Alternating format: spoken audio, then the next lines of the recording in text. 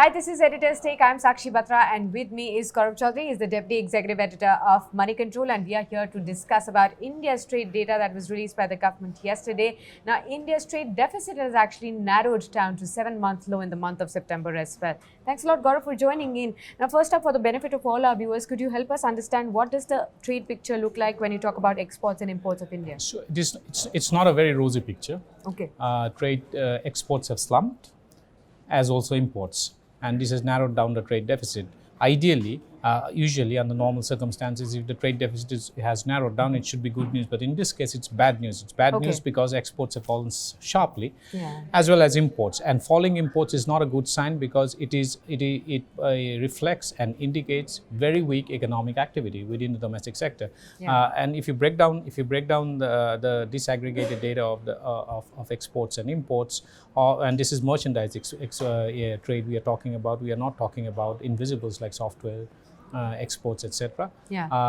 Of the 30 items in the merchandise exports, 22 growth in 22 have fallen. Likewise, in imports, out of the 30, 25 have fallen, and that's clearly not a very good sign. Absolutely. So there's been about a 6.5% decline in exports in the month of September, as also about a 13.5% decline in imports as well. Now, in terms of the sectors, specifically both in exports and in imports, where have we seen the maximum contraction?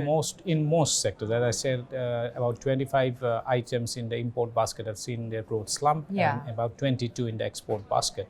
And across all sectors, from gems and jewelry to petroleum to gold, everywhere. But the only silver lining, however, in terms of imports is that we have seen electrical equipment and non-electrical equipment imports go up. So that could be some sign of green shoots of investment recovery. But having said that, transport equipment import has actually slumped significantly. So even if there is a slight recovery in investment activity, I would expect that recovery is not going to be decidedly V-shaped. It's going to be a very bumpy recovery. Absolutely. Now, just like how you point out, Gaurav, that in the imports, we've also seen gold imports and also oil imports shrink this time. Yes. These two have been major concerns for India because India is a large importer of both oil as well as gold. That's right. So will this also have an impact, considerable impact on India's import bill now, on a positive side maybe? Yeah, it will have some impact on the current account deficit, but what we need to keep in mind is that our petroleum exports have also fallen, and we have a very large refining capacity. And if petroleum exports have fallen, it also means we are exporting to various finished petroleum products and refined petroleum products to various countries. And so if export of petroleum products have fallen, it means that it's indicative of a very, very shaky world economy. Gold imports have fallen because of gold prices, and petroleum imports falling could also be indicative of low demand of petroleum products in India, which means people, and that probably could be seen because people are buying fewer cars, and we have seen that car sales have actually slumped for several successive months.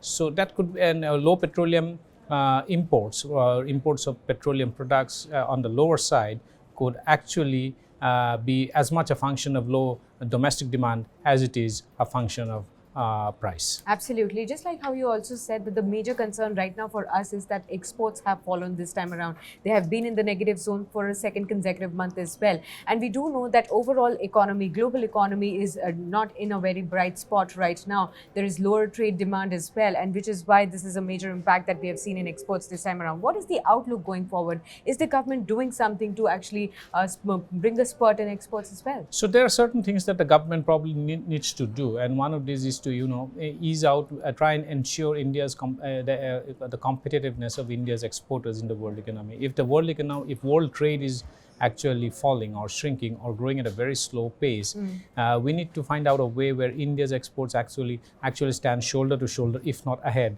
of their competitors from, say, countries like China, etc. And there are a lot of inefficiencies that Indian exporters actually face compared to their peers in the global area.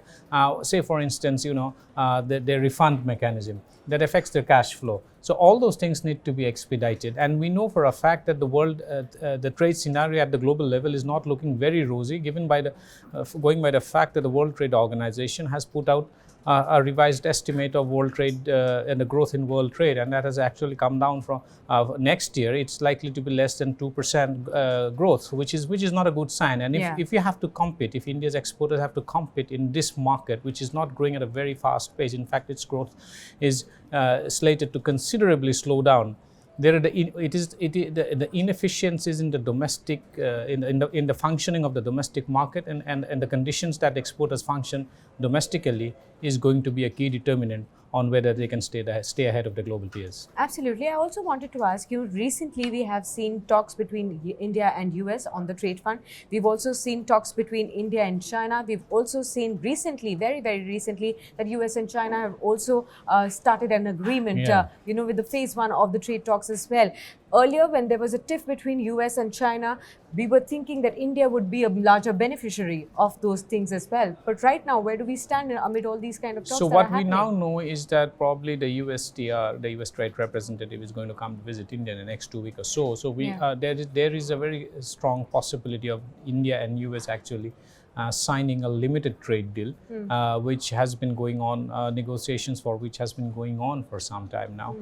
The US and China has also kind of agreed on a limited trade deal. That will kind of take away the uncertainties, at least for the short term, that is affecting global trade.